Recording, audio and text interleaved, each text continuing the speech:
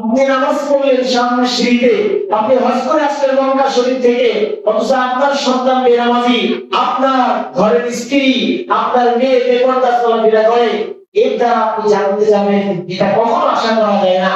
আপনি আমল করেছেন ভালো কথা, তাহলে কুরআন ফুসাকুম নিজেকে বাঁচালেন, ওয়া আহলিকুম নারা। আল্লাহ তো পরবর্তী আয়াতে বলছেন যে তুমি তোমার আহার পরিবার তাদেরকেও জাহান্নামের আগুন থেকে বাঁচাও। আপনি শুধু নিজেই তাসবিহ করলেন, নিজে ভালো কাজ করলেন, আর সন্তানকে ভালো কাজ করালেন না। সন্তানকে শীতের সময় ফজরের নামাজে ঠান্ডা পানিতে ওযু করতে হবে, এই কষ্ট অনুভব করে আপনি আপনার সন্তানকে ফজরের নামাজ পড়তে দিলেন না। রমাদান মাসে রোজা রাখতে আপনার সন্তানের কষ্ট হবে, এই কারণে আপনি আপনার সন্তানকে না খেয়ে রোজা রাখতে দিলেন না। কিয়ামতের ময়দানে আল্লাহর কাছে আপনাকে অবশ্যই জবাবদিহি করতে হবে। এই সন্তান কিয়ামতের ময়দানে আপনার আমার বিরুদ্ধে আল্লাহর কাছে কমপ্লেইন করবে, রব্বানা আতিনা কিফাইন মিনাল আযাব ওয়া ক্বালু রব্বানা ইন্না আতা'না সাদাতানা ওয়া কুবারা'না ফাআদাল্লুনা সাবিলা। আজকে কাদের সাথে আপনি চলাফেরা করেন? কিয়ামতের ময়দানে সন্তানগুলো বলবে, যে মানুষগুলো দুনিয়াতে নেতাদের অনুসরণ করতো, তারা বলবে রব্বানা ইন্না আতা'না সাদাতানা ওয়া কুবারা'না।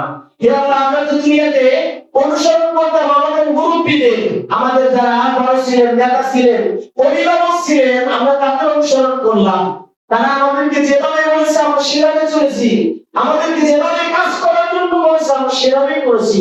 আল্লাহ, আমরা তাদের আনুগত্য করেছি। রব্বানা ইন্না আতা'না সাদাতানা ওয়া কুবারা'না ফাআদাল্লুনা সাবিলা। তারা আমাদেরকে পথভ্রষ্ট করেছে। আমার বাবা তো কখনো আমাকে নামাজের কথা বলে নাই, আমার মা তো কখনো আমাকে নামাজের জন্য কঠোরতা করে নাই, আমার বাবা কখনো রোজার জন্য আমাকে কঠোরতা করে নাই, দান সদকা করতে বলে নাই, আমাকে ভালো কাজ করার জন্য কঠোরতা করে নাই।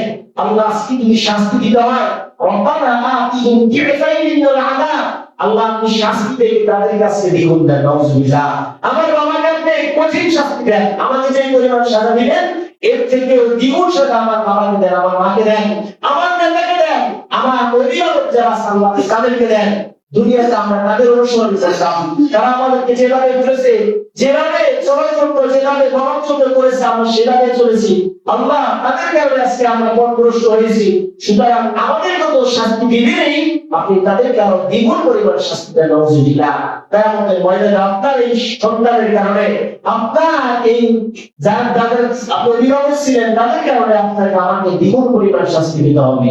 এই জন্য আল্লাহ রাব্বুল আলামিন কোরআনে কারীমে বলেন, আমানু ওয়া আমিলুস সলিহাত, তোমরা ঈমান আনো এবং নেক আমল করো, ওয়া তাওয়াসাউ বিল হাক্কি, একে অপরকে সত্যের তাগিদ দাও, একে অপরকে সৎ পথে চলার পরামর্শ দাও।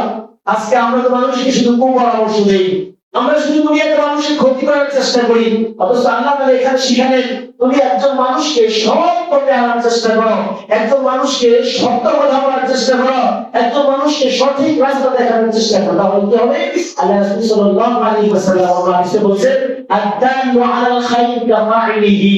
কোন মানুষ যদি কোন মানুষকে ভালো কাজের রাস্তা দেখায়, সে ভালো কাজ করে যে পরিমাণ সওয়াব অর্জন করবে, আল্লাহ সুবহানাহু ওয়া তাআলা আপনাকে সেই সমপরিমাণ সওয়াব দান করবেন। প্রিয় মুসলিম ভাইয়ের জন্য আমাদের ঈমান আনতে হবে, পাকা ঈমান, সাহাবাদের মতো ঈমান আনতে হবে। আজকে আমরা শুধু মুসলমান, কোন দিক দিয়ে ইসলাম যায়, কোন দিক দিয়ে পৃথিবীর কি অবস্থা।